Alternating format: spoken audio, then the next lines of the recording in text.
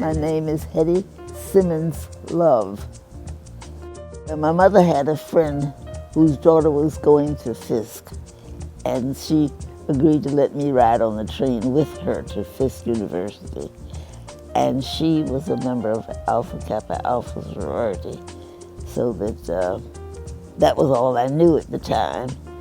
And when they started having information coming out about sororities and fraternities, she said to me, "You don't need to go to any of those because you're going to be an AKA," because I'm an AKA, and that's the best thing and only thing. I was still 16 when I got to Fisk University.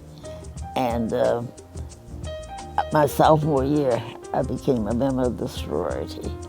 I was initiated April 1st, 1941. As I left Fisk University and I went back home to live, asked my mother if she would allow me to go to University of New York. She said, "Why don't you try something in Philadelphia? Because I have friends there who will look out for you." So that I applied to the University of Pennsylvania's, their Wharton School, and they accepted me.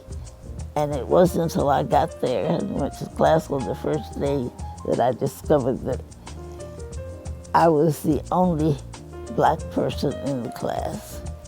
I was the only woman in the class.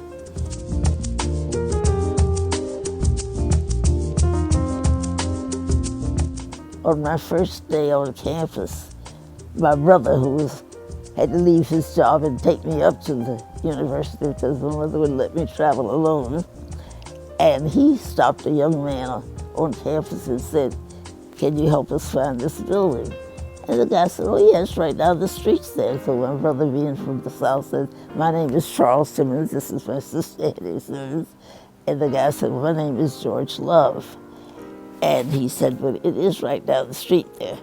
So when George Love saw me on campus later in the week, and I was talking to a young man, he yelled out, "How's your husband?" And I said, "I have no husband." He says, "Yes, you do. I met your husband." I said, "No, that was my brother." So that he then asked for my address and phone number. And from that point on, I have had a date. Every dateable day there was, I was with George Love. And of course, eventually, we got married. Mother really had no idea when she went to college, when she went to even Fisk and became an AKA. She had no idea what impact that would have on her life. And yet, that is one thing when she looks back.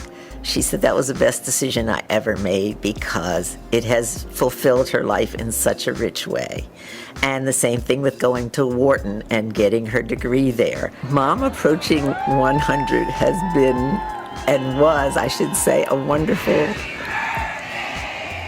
roller coaster ride. We had no idea that there would be so much love and support from so many different areas.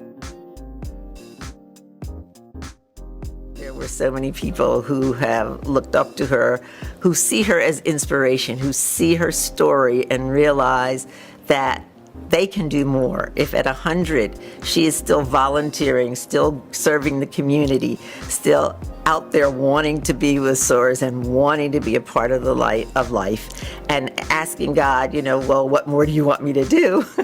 That can't help but motivate other people to know that they want to and they can do more.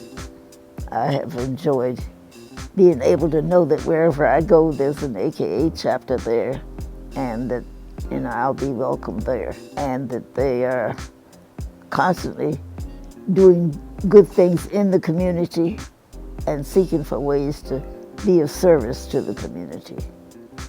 I feel that being an AKA has given me a security that no matter where I go, that there's somebody there who will accept me.